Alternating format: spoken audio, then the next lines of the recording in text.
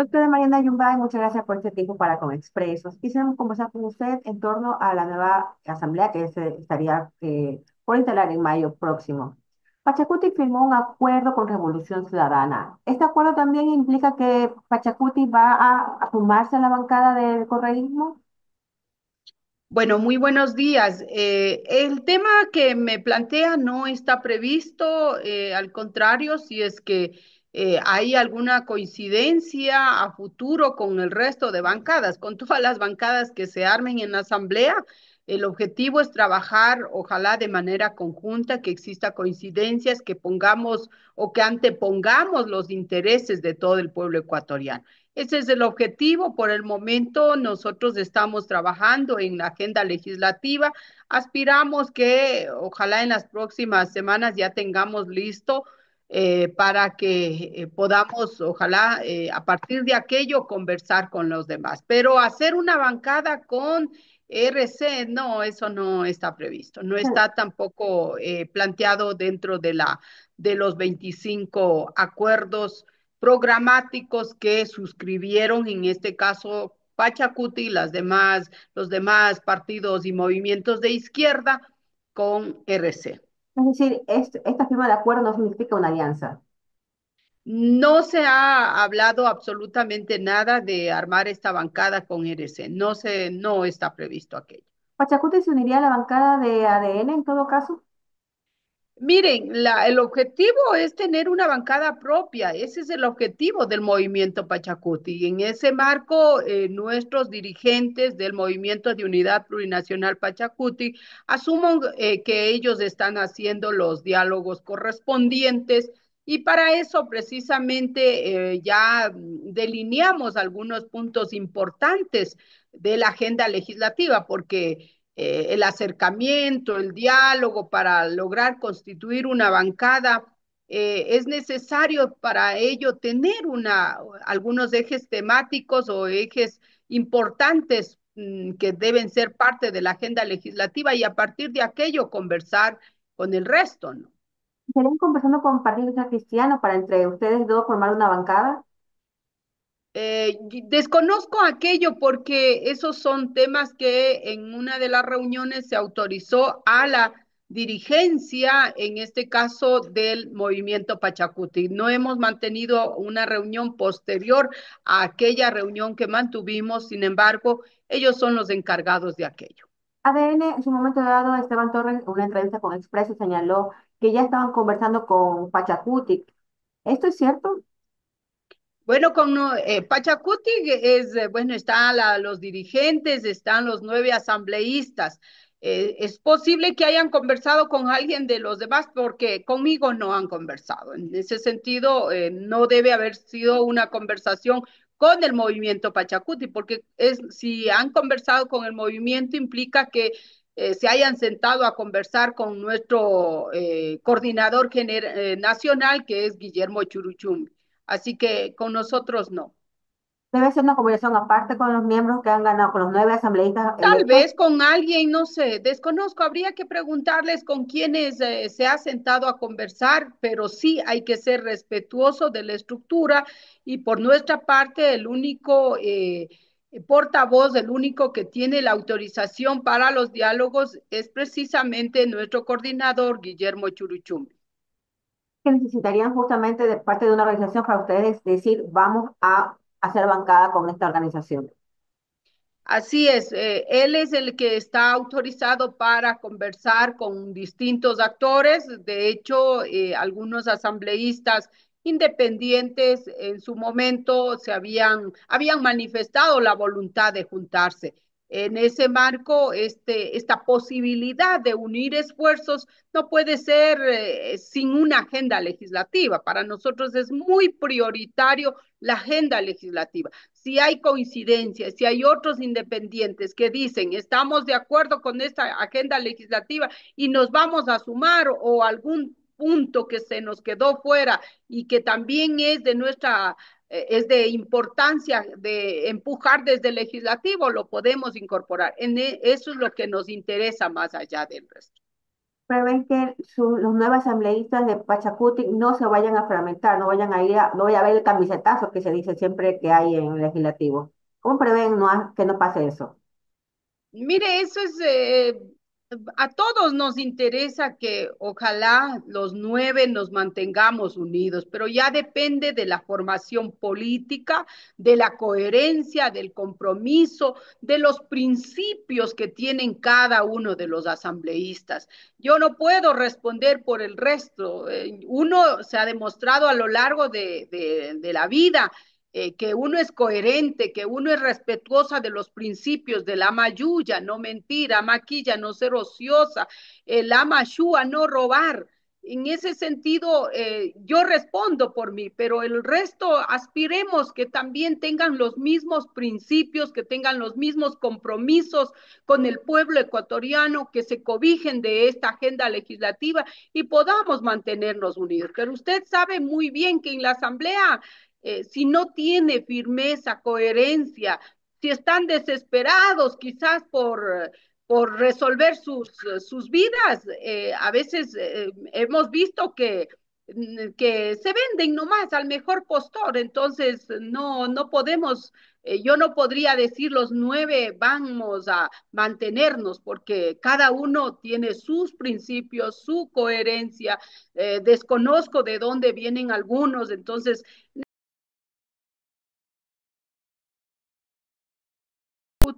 aspiro que todos sean coherentes y responsables también con el movimiento, porque llegan gracias al movimiento de unidad plurinacional Pachacuti y no llegan a título personal, llegamos por el movimiento, llegamos por la estructura organizativa y esperemos que actúen con la misma claridad y la misma coherencia. ¿Pretenden o aspiran a que algún miembro de Pachacuti sea o esté dentro del CAL? Mire, yo creo que todos los asambleístas y todas las bancadas tienen aspiraciones a ocupar cualquiera de los espacios dentro de la administración de la asamblea. Sin embargo, no es prioritario para nosotros. Yo he insistido en varias ocasiones, para nosotros es importante construir la agenda legislativa y que esa agenda legislativa pueda ser también ojalá consolidada con todas las bancadas y que nos pongamos a trabajar por esa agenda legislativa que debe ser construida de manera transparente y que todo el pueblo ecuatoriano sepa que nos juntamos 250 y más asambleístas con esa agenda legislativa.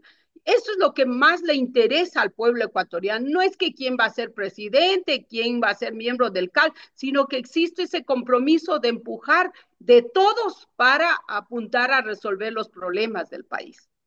¿Funciones está interesado Pachacuti presidir o ser parte de? No se ha hablado absolutamente nada, como acabo de señalar. A nosotros nos interesa más bien, ojalá que tengamos una agenda legislativa consensuada con todas las bancadas. Y no, y lo otro nos interesa muchísimo dignificar la asamblea. No es posible que sigamos dando los malos ejemplos desde este espacio. A mí me interesa mucho, por ejemplo, que los jóvenes se sientan orgullosos de la Asamblea Nacional, pero hasta el momento con los shows, con gente que no sabe a veces ni dónde están parados, que no conocen ni la norma constitucional, que pasan haciendo esos shows, con eso no nos sirve absolutamente para nada. Entonces, a nosotros nos interesa, como digo, dignificar a la Asamblea, aportar de la mejor manera para, ojalá, materializar los derechos del pueblo ecuatoriano que ahora mismo están con tantas problemáticas en los distintos campos, seguridad, empleo, educación, salud y así sucesivamente. En ese sentido, eso es lo prioritario y después vamos a ver cómo se desarrolla todo. Yo creo que dialogando con los distintos actores y las bancadas, es posible que podamos sacar adelante al país desde esta primera función del Estado también. Se señala que hay que dignificar a la asamblea. ¿Cómo se dignifica a la asamblea? Primero, dignificar, primero que no ocurran los camisetazos, por ejemplo. que se acabe todas estas compras de conciencia. Lo otro, que cada asambleísta primero venga para trabajar. Nosotros tenemos las atribuciones de legislar y fiscalizar. Eso es lo que debemos cumplir. No solo asistir, registrar la asistencia y no hacer absolutamente nada. Lo otro, no, todos deberíamos quizás ponernos en los zapatos de todo el pueblo ecuatoriano y priorizar, por ejemplo, temas como el tema del empleo, por ejemplo. Hay miles de ecuatorianos que están sin empleo. ¿Y qué es lo que se ha hecho desde la Asamblea, por ejemplo, para fiscalizar a las instancias correspondientes, en este caso al Ministerio del Trabajo, que no solo están para cumplir no solo para quizás llevar adelante estos procesos de sanción administrativa a la vicepresidenta, sino ellos están para implementar políticas públicas, generar empleo y generar programas, proyectos, o sea, cosas así para resolver, por ejemplo, el desempleo en el país, el tema de la salud, el tema de la educación. Necesitamos ya garantizar que los jóvenes tengan acceso a la universidad, porque ahora mismo hay miles de jóvenes que no pueden acceder a la universidad porque no hay suficientes cupos. Para eso se necesita el compromiso también del Ejecutivo para que se incrementen los recursos económicos para las universidades, para que las universidades mejoren,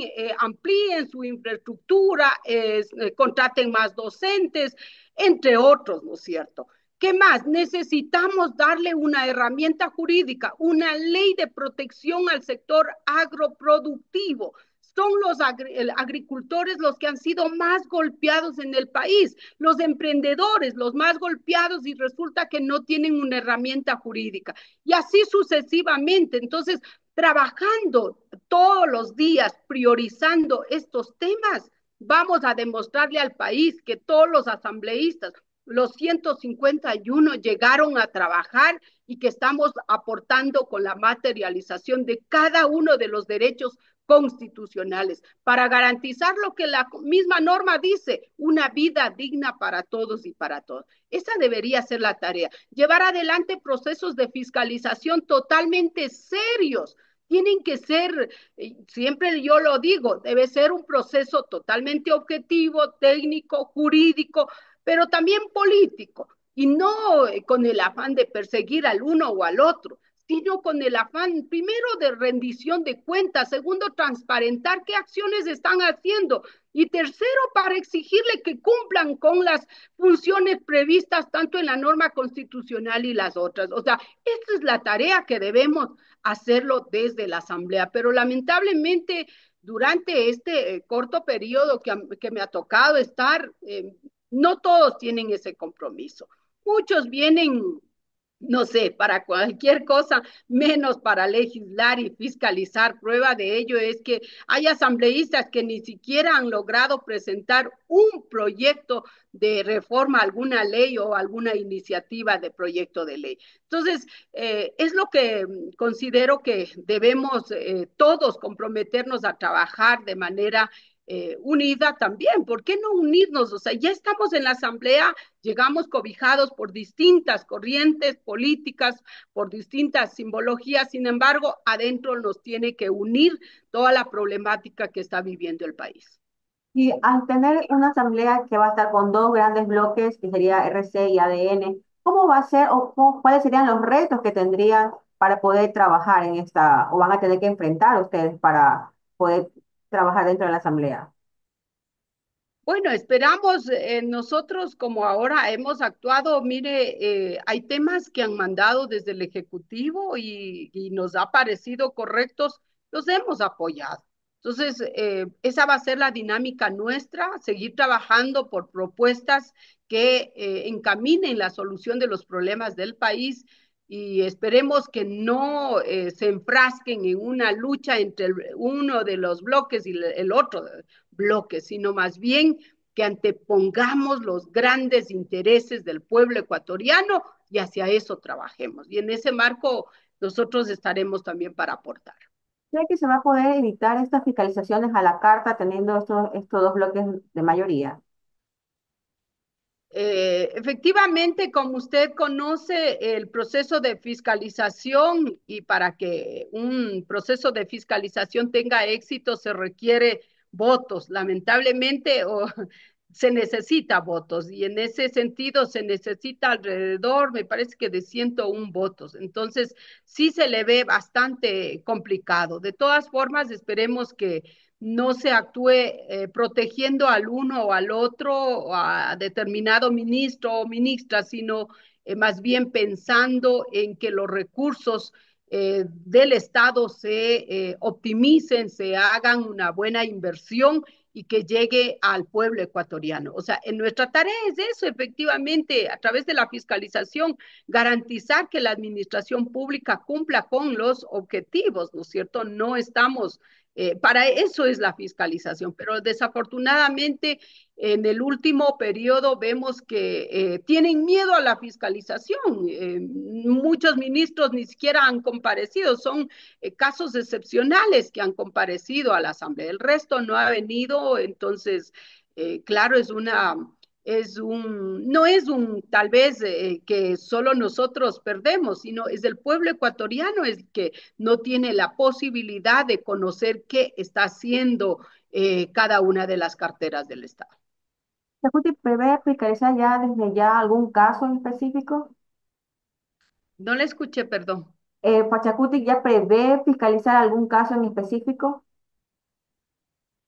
Bueno, nosotros, pues, quedan algunos casos pendientes, por ejemplo, el tema del derrame petrolero, no sé si alcancemos a realizar. El otro tema que para nosotros es muy importante es la fiscalización de todos los préstamos obtenidos y que ahora constituyen parte de la deuda externa.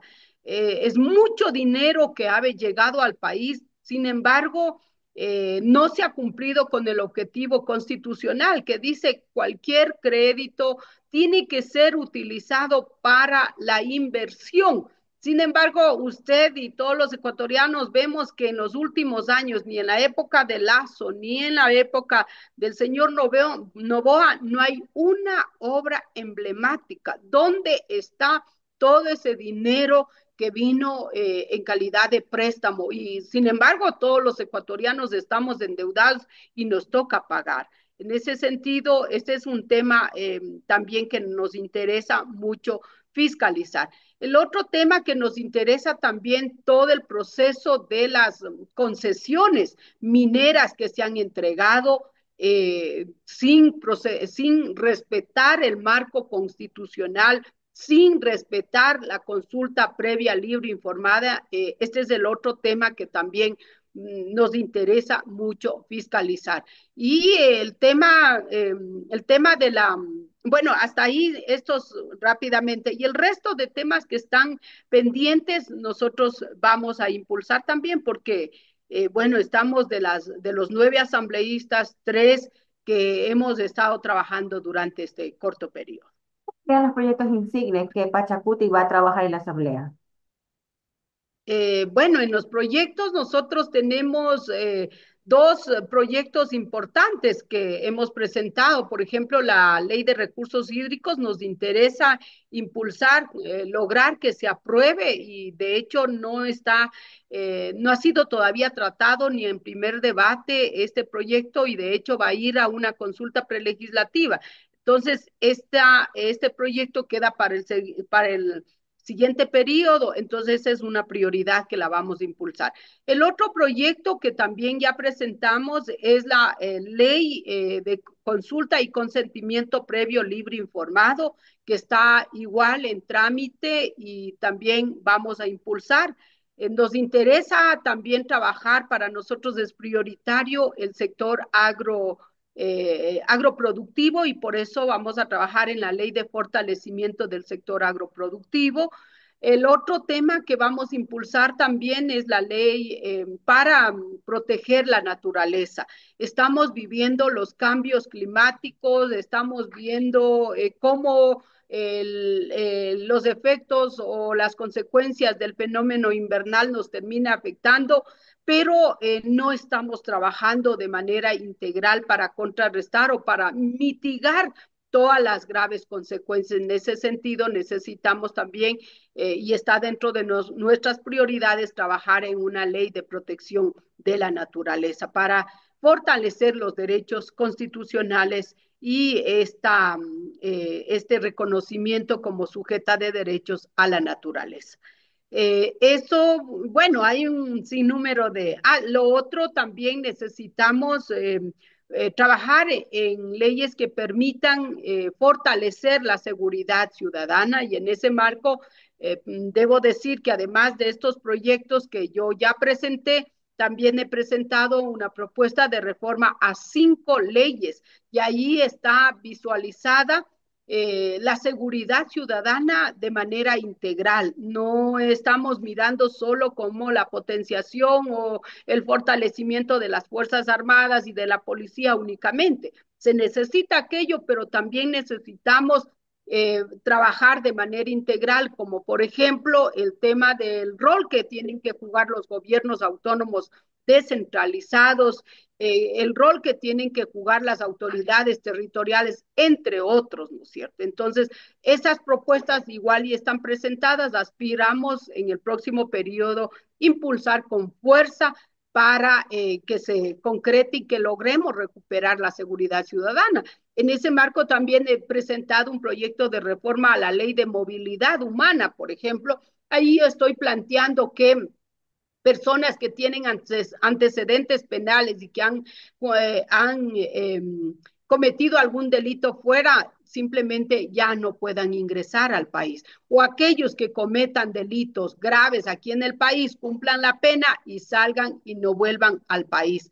Y así sucesivamente otras disposiciones que fortalezca la seguridad en nuestro país. En ese marco son estas iniciativas que vamos a presentar y otras que ya están presentadas que nos interesa impulsar y aspiremos que se pueda priorizar en el próximo periodo. ¿Tu opinión acerca de que se establezca una nueva asamblea constituyente? Bueno, nosotros a nivel interno del movimiento y también en las organizaciones hemos analizado esta posibilidad y nuestra posición es que no estamos de acuerdo con una asamblea constituyente. Y no porque tal vez nos va a tocar ir a la casa, no, porque nosotros, bueno, personalmente toda la vida he trabajado, así que se tiene una profesión y tranquilamente se sigue con las actividades. Sin embargo, lo que nos preocupa es que se termine desmantelando, porque vemos que hay muchos intereses, en este caso del gobierno actual, que ha terminado debilitando el sector público, como es salud, la educación pública. Imagínese el campo Sacha casi que se lo entrega en bandeja de plata al sector privado. El tema de la energía eléctrica con la ley de competitividad energética está, se abre el abanico y esta posibilidad para que se pase a las manos privadas que controlen tanto la generación, distribución y todo lo demás. En ese sentido, vemos que los intereses del actual gobierno es hacia la privatización de estos sectores.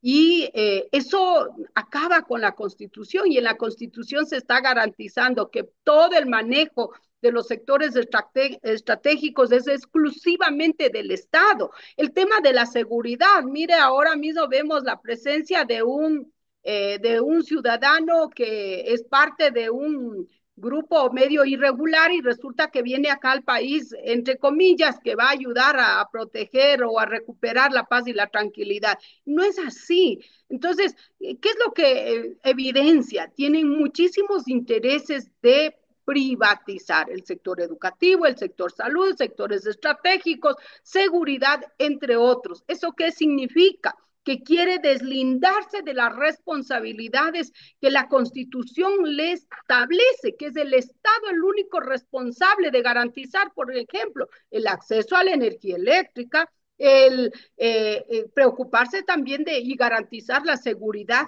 pública, Por otro lado, establece el acceso a la salud pública de calidad, educación pública de calidad. Entonces, sí nos preocupa que con una asamblea constituyente se termine estos logros, ¿no es cierto? Se termine tal vez eh, ¿qué sería? Limitando o dejando abierto la posibilidad y obviamente de privatizar todos estos sectores. Entonces, esa es una preocupación. Hemos avanzado muchísimo en los derechos laborales. El trabajo es un derecho humano. Y así está contemplado en la norma constitucional. La naturaleza es sujeto de derechos, o sea, es un avance importante. Entonces, claro, a muchos les molesta esto y ellos quieren, ojalá, volver a una constitución a la de 1998. Entonces, eso no queremos nosotros. Nos ha costado años de lucha. No solo a los pueblos indígenas, si bien es cierto, para los pueblos indígenas también se ha logrado reconocer un capítulo, ¿no es cierto?, de los derechos colectivos, se ha avanzado en la declaratoria y el reconocimiento como un Estado plurinacional e intercultural, y así sucesivamente. En ese marco, considero fundamental que no se debería. Ahora, yo estoy de acuerdo que se necesita reformar algunos articulados, y es lo que he dicho. Para eso no necesitamos una asamblea constituyente. Simplemente identificar todos los vacíos y algunos temas que sí necesitamos. Por ejemplo, yo no estoy de acuerdo con el Consejo de Participación Ciudadana, que siga siendo una función del Estado. O sea, es una, Y hasta para ahora no ello, y he para ello con nada de, necesitan una asamblea constituyente. no se requiere porque ahí lo que tendríamos que hacer es establecer otras funciones, probablemente porque, mire, ahora mismo estamos con una fiscal que ya entra en prórroga. ¿Y por qué? Por los conflictos internos que han tenido el Consejo de Participación Ciudadana. En ese marco sí hay que identificar algunos artículos que se necesitan de su reforma. Y eso solamente con una reforma desde la asamblea o desde una consulta popular. Así es, puede ir vía una consulta popular y a través de una enmienda o reforma parcial. Todo eso es lo que tenemos que analizar, pero esa es la vía y no una asamblea constituyente. De todas formas, vamos a ver qué es lo que pasa a futuro, ¿sí? Listo, doctora Yumbay, muchas gracias por este tiempo para con Expreso. Muchas gracias también y que pase muy bien. Hasta luego.